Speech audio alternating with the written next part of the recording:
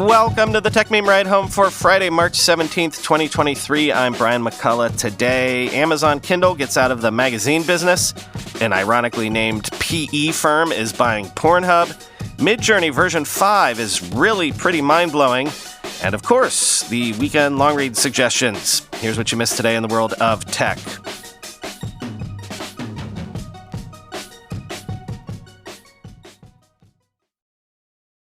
Amazon has stopped selling newspaper and magazine subscriptions for Kindle and print and plans to shut down Kindle Newsstand in September.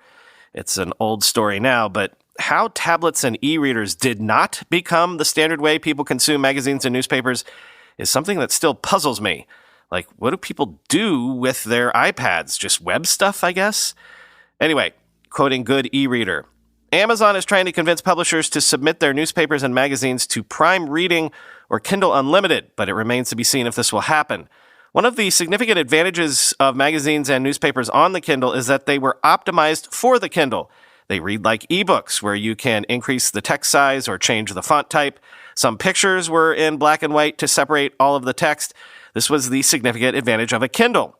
The closure of the Amazon newsstand will hit hard all genre magazines like Clarkesworld, Uncanny Valley, Asimov's, or fantasy and science fiction.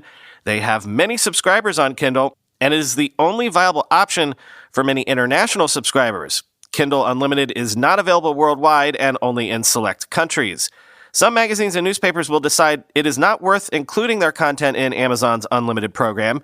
Users will have to subscribe to each digital magazine separately and either read it in the web browser or install apps on their smartphone or tablet instead of an eye-friendly Kindle e-reader that is easy on the eyes. Major news publications like The New York Times, Economist, or Wired do not have send to Kindle functionality. This will result in users manually registering accounts for everything and attaching their credit cards. Kindle Newsstand was a great way to keep all subscriptions in the same place, end quote.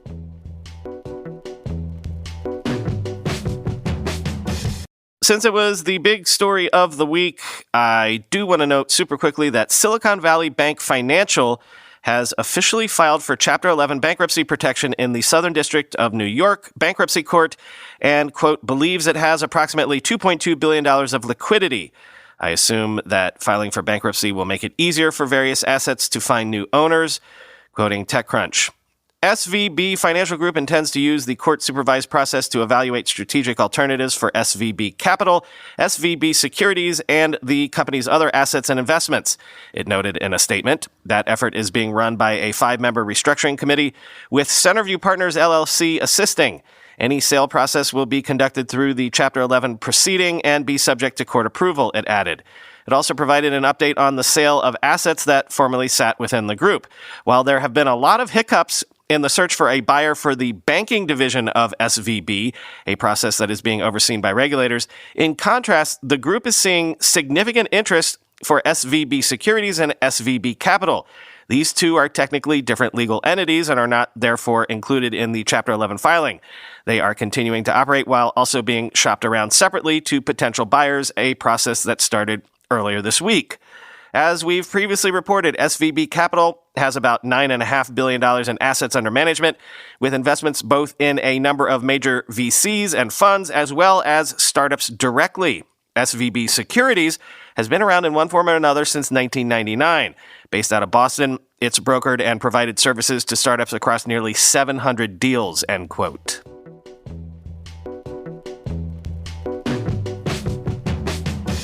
Private equity firm Ethical Capital Partners has acquired Pornhub owner MindGeek. Again, yes, the name of the firm acquiring the Pornhub empire is Ethical Capital Partners, quoting the Financial Times. Luxembourg-registered MindGeek has towered over the adult industry since the advent of video streaming. Its most recently published figures show revenues in 2018 reached $460 million, while profit margins have at times neared 50%, according to people familiar with the matter. The identity of parent company MindGeek's former majority owner, Bernd Bergemair, an ex-Goldman Sachs banker who also uses the name Bernard Bergamar, was first revealed by a Financial Times investigation. MindGeek has since suffered a string of criticism over its business model, causing the departure of its top management team and partial loss of access to the Visa and MasterCard payment networks. The company was brought to the brink of collapse in late 2020 after its flagship site Pornhub was cut off by the payments networks following investigations that identified unlawful content on the platform.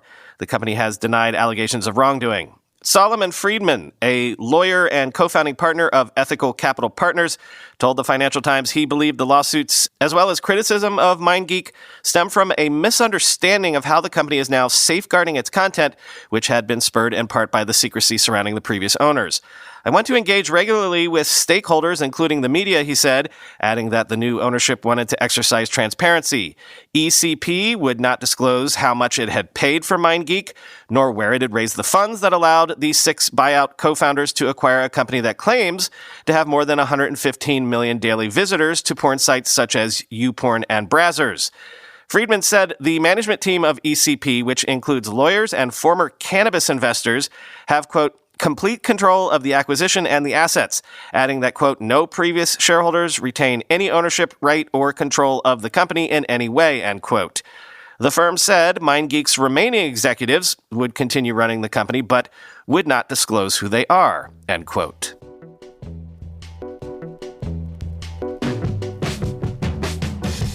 You've probably seen this news in the form of photos posted all over social media already, but Midjourney released version 5 of its AI image creation tool, and it's simply nothing short of stunning, if you ask me.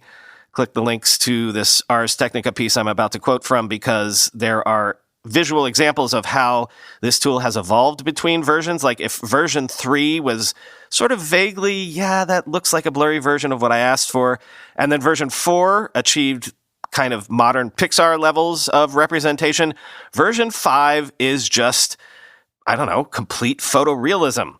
Quote, Midjourney version 5 currently feels to me like finally getting glasses after ignoring bad eyesight for a little bit too long, said Julie Wieland, a graphic designer who often shares her Midjourney creations on Twitter. Suddenly you see everything in 4K. It feels weirdly overwhelming, but also amazing, end quote.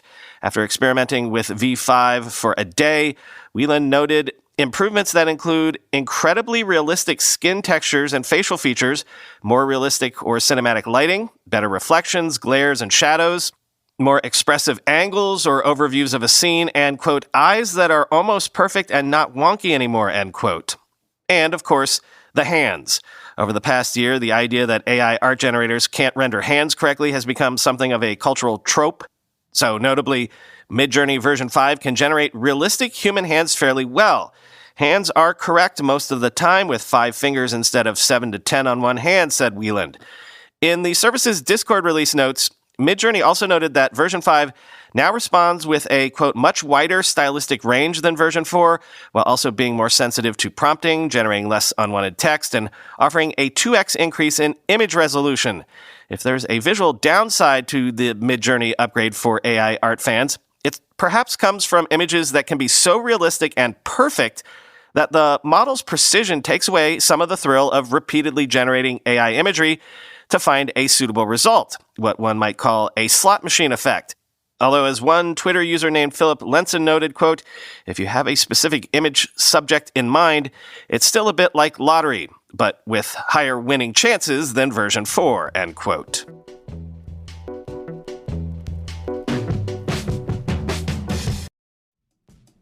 Last time we spoke about Relationship Hero, I mentioned a key use case of getting over a breakup or moving on from an ex.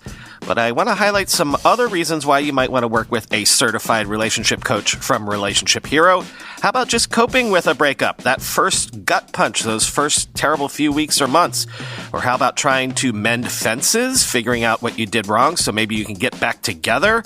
What if you're continually unlucky in love? It might be helpful to identify unhealthy relationship patterns so you don't continually make the same mistakes. How about if you're with someone but you're getting mixed signals from them?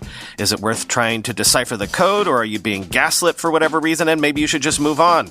Or what about a simple one? What about cheating? Wouldn't you like someone who has experience dealing with something like that? Again, Relationship Hero can help you with all these sorts of situations and plenty more. Now, for a limited time, you can get $50 off. Just go to relationshiphero.com/techmeme and talk to a relationship coach today with a $50 discount. That's relationshiphero.com/techmeme.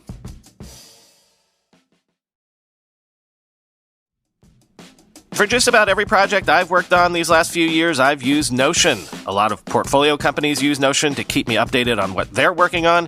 You probably can't live without Notion either.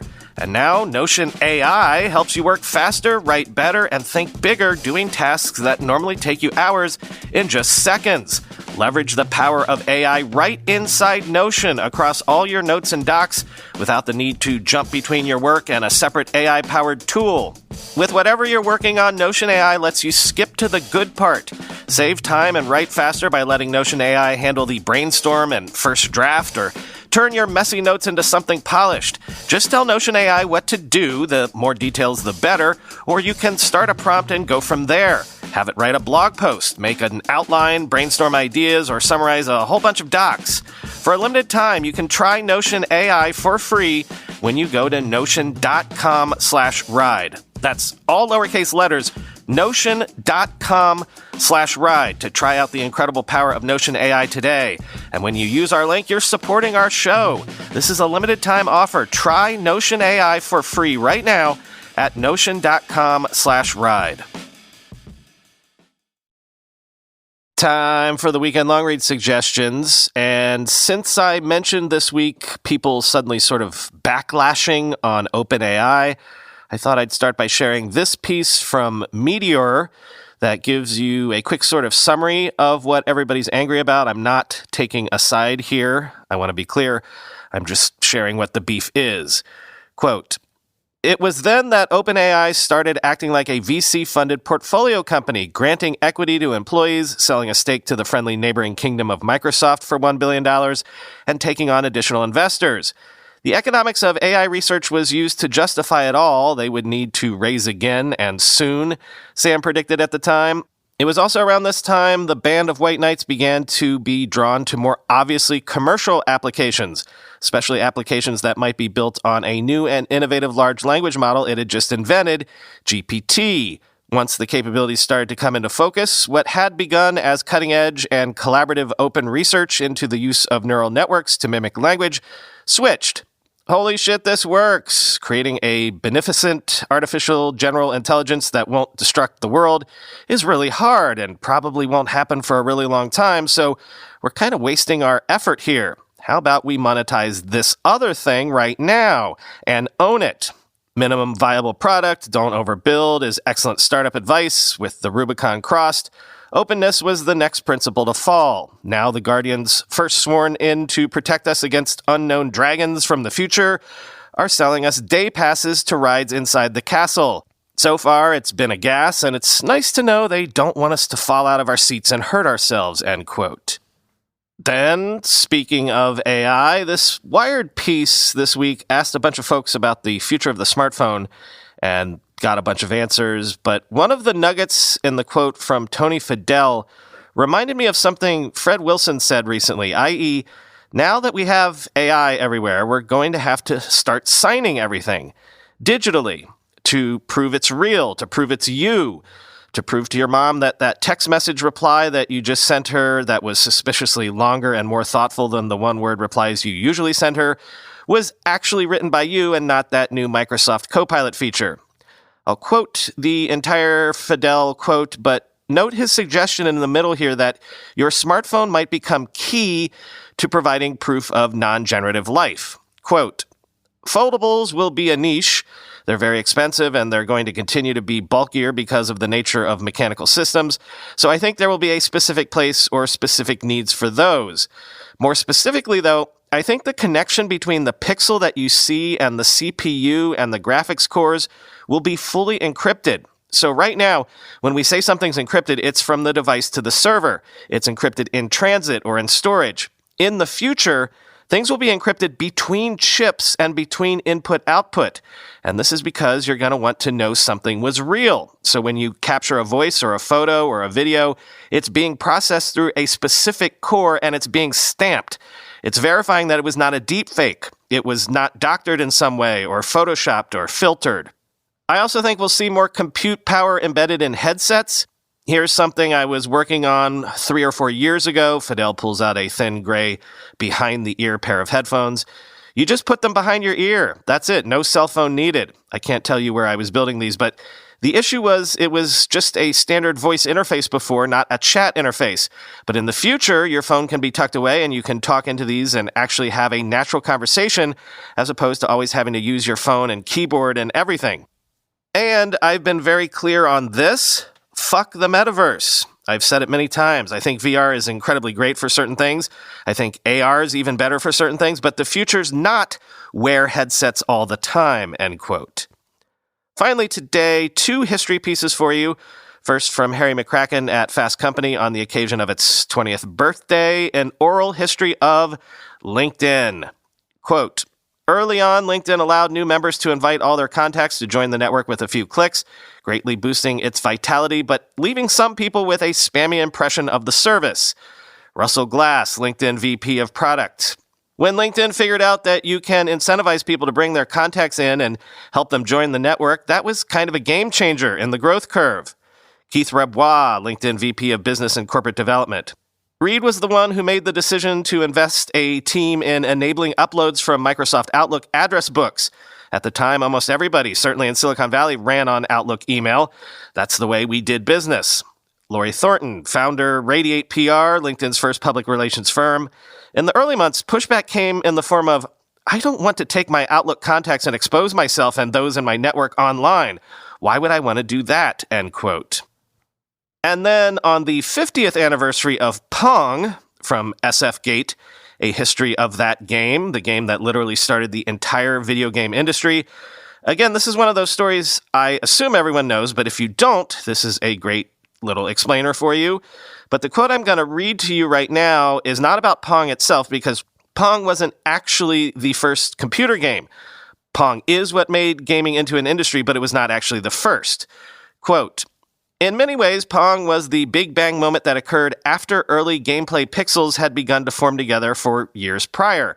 A key pioneering moment in that regard occurred at the Massachusetts Institute of Technology in 1961, shortly after Digital Equipment Corporation gifted the school its latest state-of-the-art computer, the Programmable Data Processor 1, weighing over 1,500 pounds and taking up the space of a small automobile. The PDP-1 boasted a whopping 9 kilobytes of memory. Yet its most notable characteristic was that it operated through a monitor, a new and innovative feature that made for a uniquely user-friendly interface. A few of the bookish, read as nerdy, members of MIT's Tech Model Railroad Club immediately began experimenting with the PDP-1. Underclassman Steve Russell, an avid science fiction reader, suggested that they design a game that could play out on the monitor. By January 1962, Russell had finished his prototype of Space War, a 2-player game in which a pair of rocket ships battled in a cosmic landscape. His classmates improved on the gameplay with their own design upgrades, and before long, Space War was so popular that the faculty had to limit the hours that students were allowed to play it. More than just creating one of the first video games, Russell and his classmates had developed a template for video game systems. Beyond the game itself, they had designed an external handheld control pad so they no longer had to bang endlessly on a keyboard. Better yet, they realized that the code for Space War could be copied and played on other computers, so it soon spread to other elite computer science programs around the country. If you were going to play Space War in the 60s, Bushnell explains, there were 4 places in the world you could do it: MIT, Champaign-Urbana, Stanford, and the University of Utah, end quote.